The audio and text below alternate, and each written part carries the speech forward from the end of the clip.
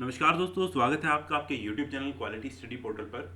Students, इस channel पर हमने इंग्लिश वोकेबलरी की एक सीरीज स्टार्ट की है और ये हमारा इंग्लिश वोकेबलरी सीरीज का फर्स्ट पार्ट है।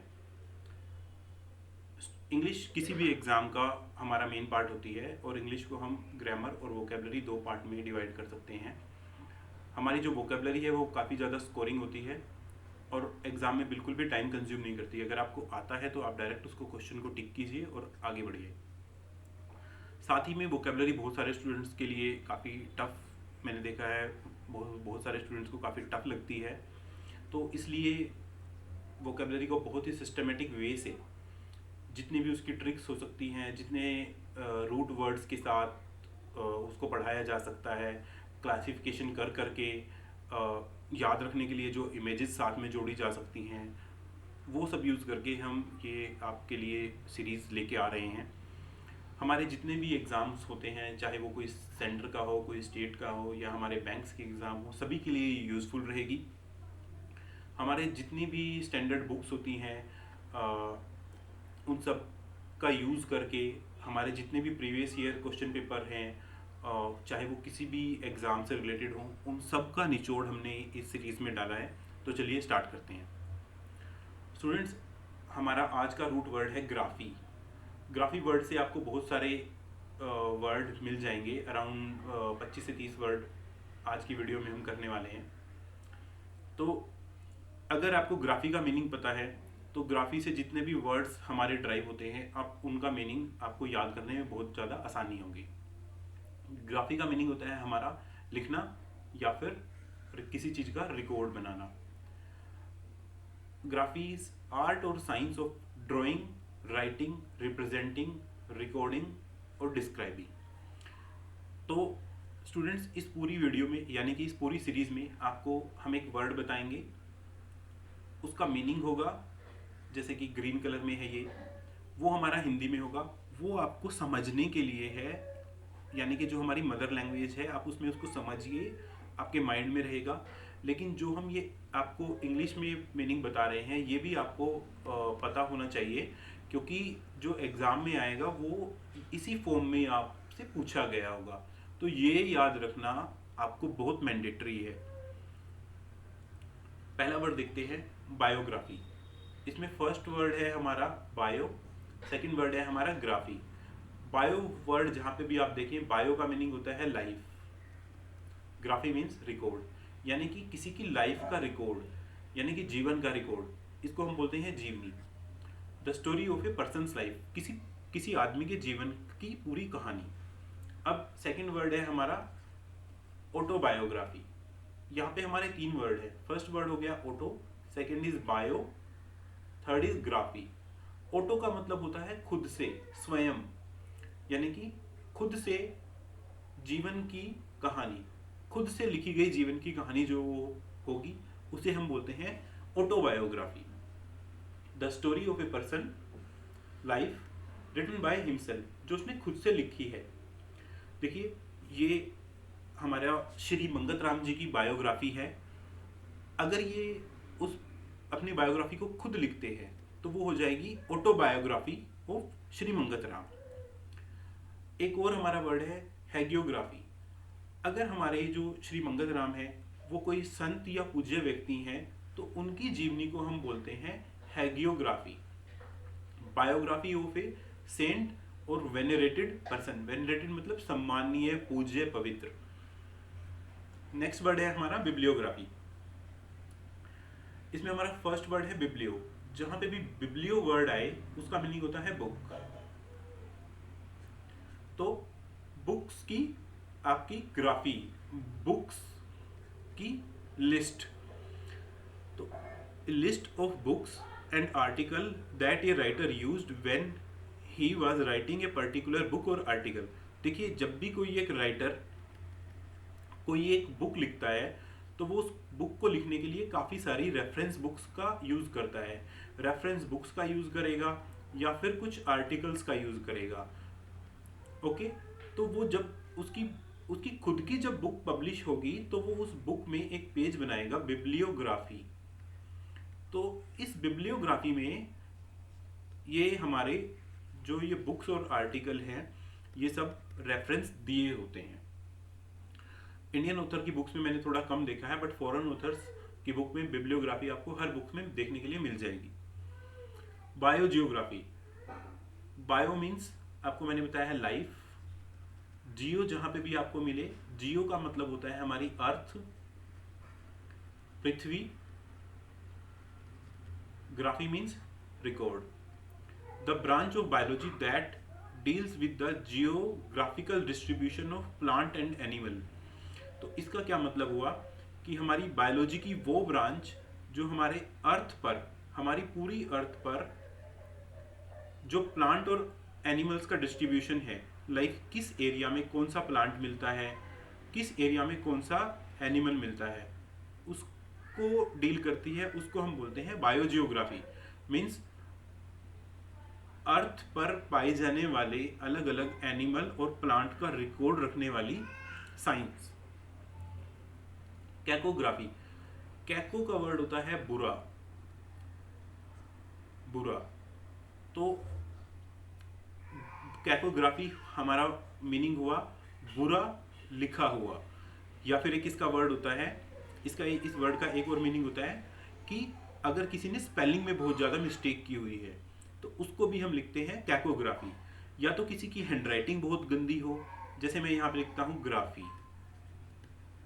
तो ये मेरा हैंडराइटिंग गंदी हुई और मैं ग्राफी लिखने की जगह यहाँ पे GRPY लिख देता हूँ, तो ये मेरी स्पेलिंग गलत हुई।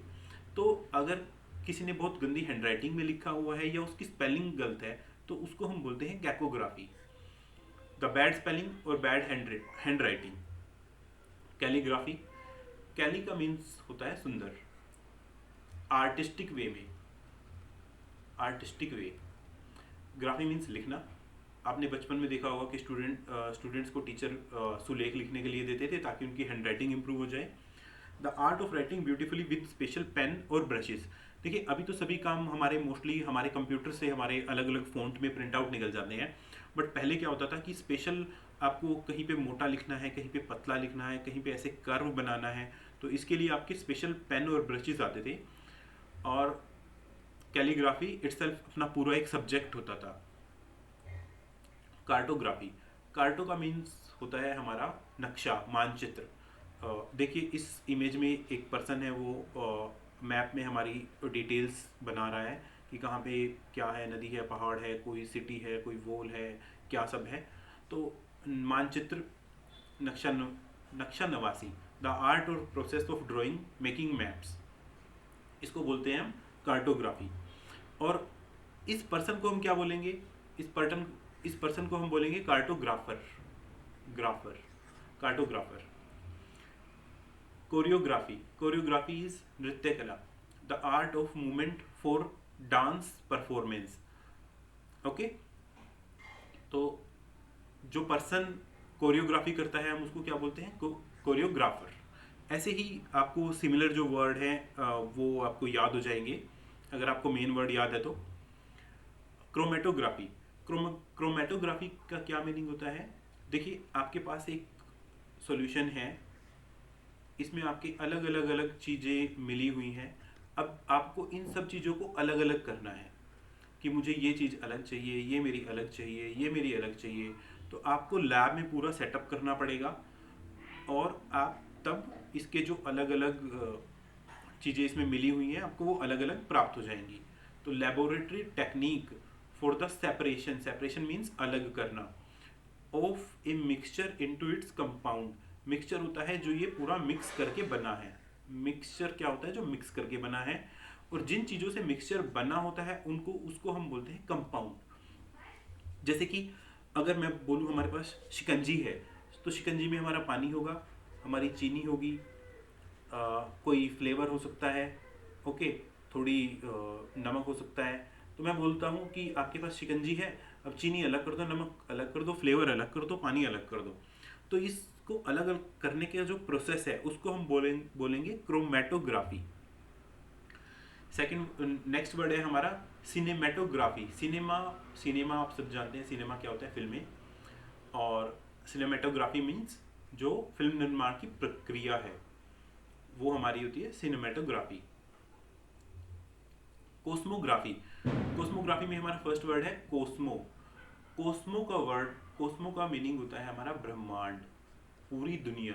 कोस्मोलॉजी, कोस्मोपॉलिटन, कोस्मोग्राफी, ऐसे बहुत सारे वर्ड आपको कोस्मो वर्ड से मिलेंगे।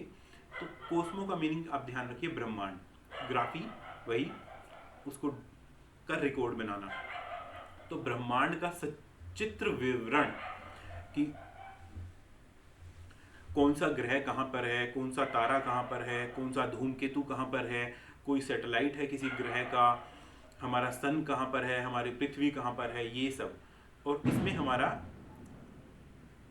पूरे यूनिवर्स को इंक्लूड किया जाता है इस ड्राइंग में, इंक्लूडिंग हमारी अर्थ को। इसको बोलते हैं कोस्मोग्राफी। क्रिप्टोग्राफी, क्रिप्टोग्राफी में हमारे दो वर्ड हैं। पहला जो हमारा वर्ड है क्रिप्टो। क्रिप्टो वर्ड आपने सुना होगा, जो लोग व्हाट्सएप वगैरह यूज करते हैं। इनक्रिप्शन एक वर्ड सुना होगा, इनक्रिप्शन। तो इनक्रिप्शन मैसेज भेजते हुए लिखा आता है your chat is end to end encrypted. तो क्रिप्टो का मीनिंग होता है ऐसी भाषा में लिखना जो किसी और को समझ ना आए।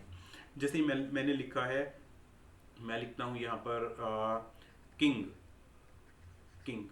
तो हो सकता है वो किंग के लिए वर्ड यूज कर लें जोकर, ओके, या फिर वो किंग के लिए कोई ऐसा वर्ड यूज कर ले कि 45 68, यानी कि कोई कोड यूज कर सकते हैं, कोई दूसरा वर्ड यूज कर सकते हैं, या बिल्कुल ही कोई ऐसा वर्ड यूज कर सकते हैं लाइक ZXTP जिसका कोई मीनिंग ही ना निकलता हो। तो कूट लेखन, भाई कोई आपको मैसेज गुप्त रखना है, आपने और मैंने पहले कोड बना लिया कि हम इस वर्ड के लिए ये यूज करेंगे, हमने कोई भी एक इंक्रिप्शन टेक्निक लगा दी, वो हमारा कूट लेखन कहलाता है, यानी कि cryptography. Demography, study of population, okay. जैसे हमारी पूरी कंट्री है, हमारी पूरी कंट्री में अलग अलग डिस्ट्रिक्ट, अलग अलग स्टेट्स हैं। तो पूरी कंट्री में हमारी पॉपुलेशन कैसे है, पॉपुलेशन की जो स्टडी है।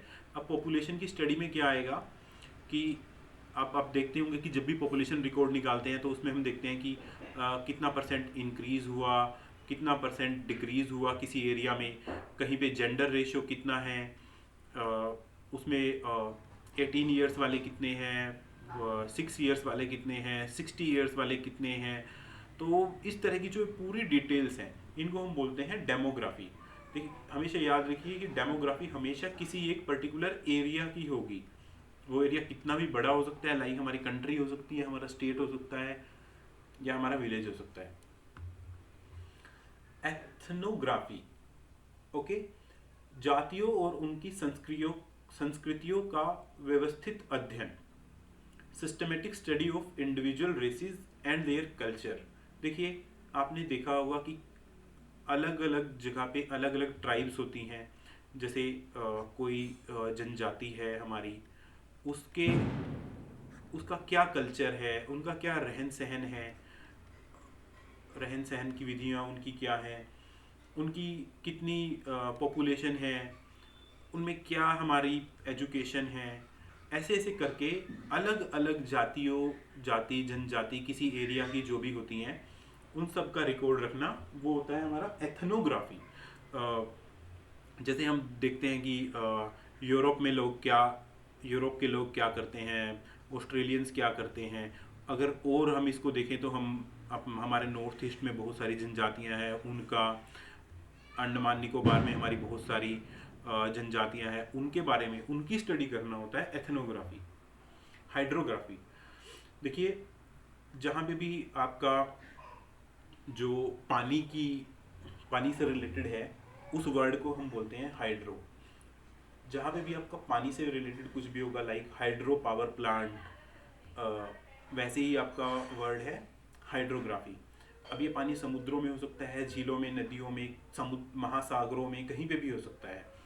तो मोस्टली क्या है, जैसे हमारा ये किस लिए किया जाता है कि किसी नदी में, किसी झील में, किसी समुद्र में पानी की गहराई कितनी है, वहाँ पे कैसी, अगर पानी के नीचे कुछ चट्टानें हैं हमारी, लाइक वहाँ पे हम शिप चला सकते हैं, नहीं चला सकते हैं, ट्रांसपोर्ट के लिए उसको यूज़ कर सकते हैं, नहीं कर सकते हैं।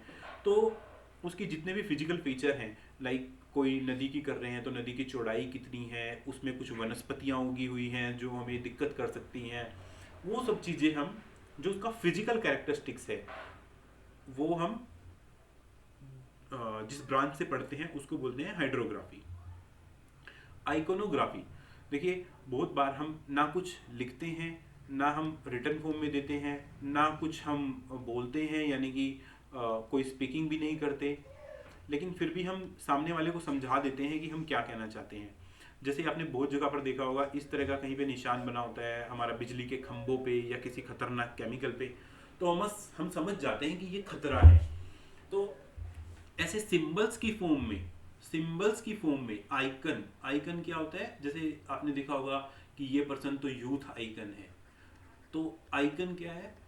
आइकन मीन्स आपकी कोई छवि, आपकी कोई इमेज, वो उन सब के थ्रू कम्युनिकेशन करना, वो हम बोलते हैं iconography.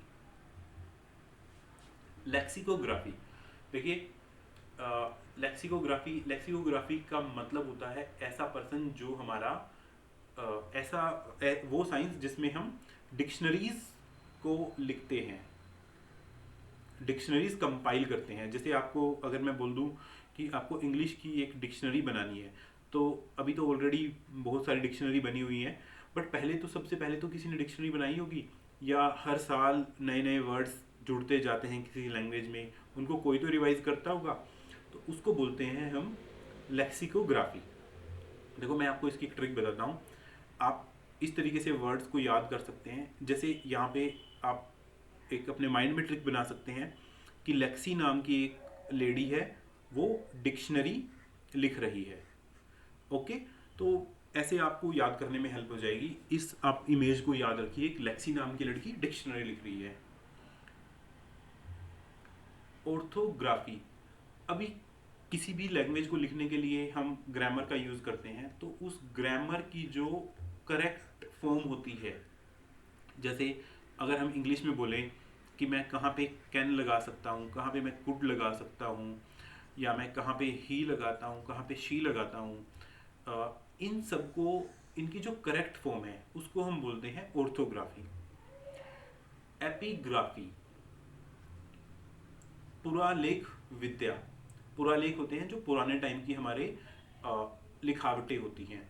The study and in interpretation of ancient inscription, interpretation होता है किसी चीज़ का मीनिंग निकालना। ओके, एंशियंट मतलब पुरानी, हिस्टोरिकल। इंस्क्रिप्शन होती है जैसे हम किसी कहीं पे खोद खोद के लिखते हैं, लोहे पे, पत्थर पे, किसी और मेटल पे। तो आपके सामने देखिए ये एक पत्थर है, पुराने टाइम में पेपर वगैरह नहीं होते तो पत्थर पे लिख देते थे वो।